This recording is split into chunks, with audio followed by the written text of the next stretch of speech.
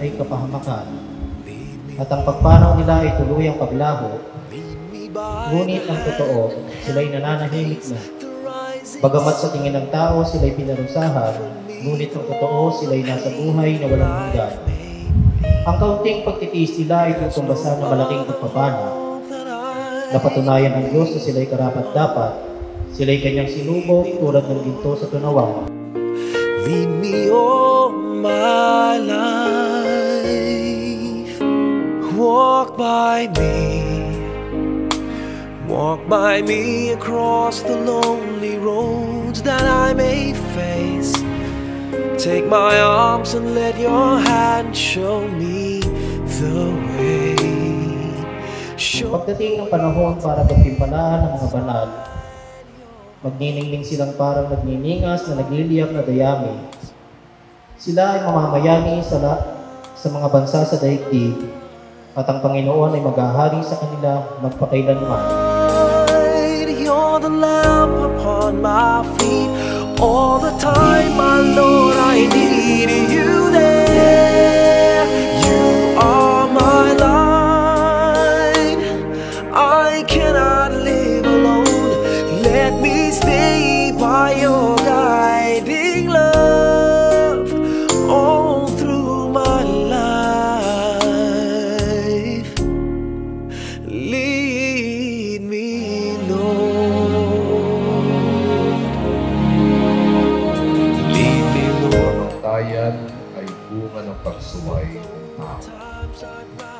Hindi lang kamatayan, pati paghihirap, pati tiis, pag-aaway-away, digmaan, mga bunga ito ng kasalanan ng tao. Dahil sa pag-ibig ng Diyos, dahil sa pagtubos ni Jesus sa atin, nabigyan tayo ng pagkakataong pag-asa na muling makabalik sa Diyos sa langit.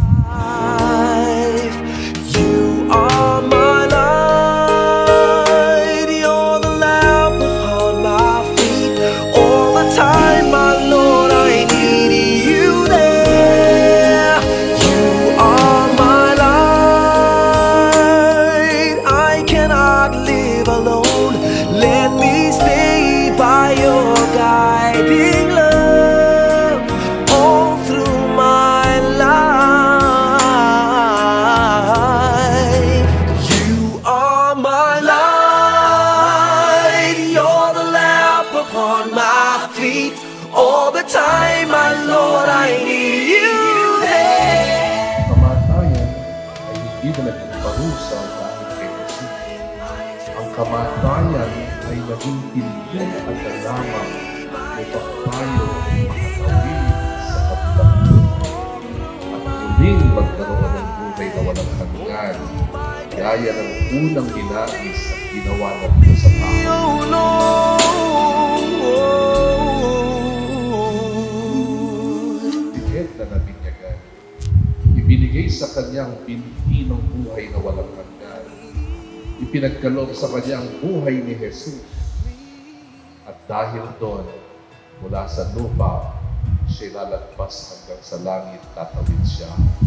Ang kamatayan ay nagmukhang pintuan na lamang natin ng pagtawid natin sa kabilang mundo. Giving life to me, turned a baby into a lady. And mama,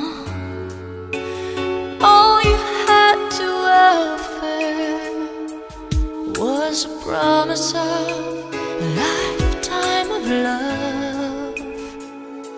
Now I know there is no other love. Ito ang magbibigay sa atin ng kapanatagan ng kalooban na sa gitna't kabila na tayo ay nagdadalamhati at nanulumbay sa pagyaon ni Ed, may langit para sa atin.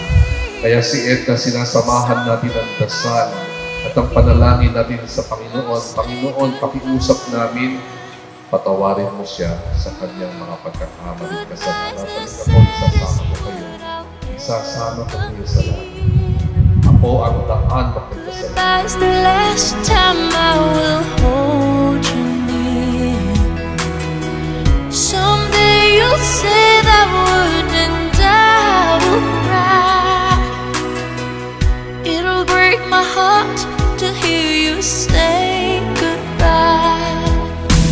Mama, you gave love to me, turned a young one into a woman. And Mama,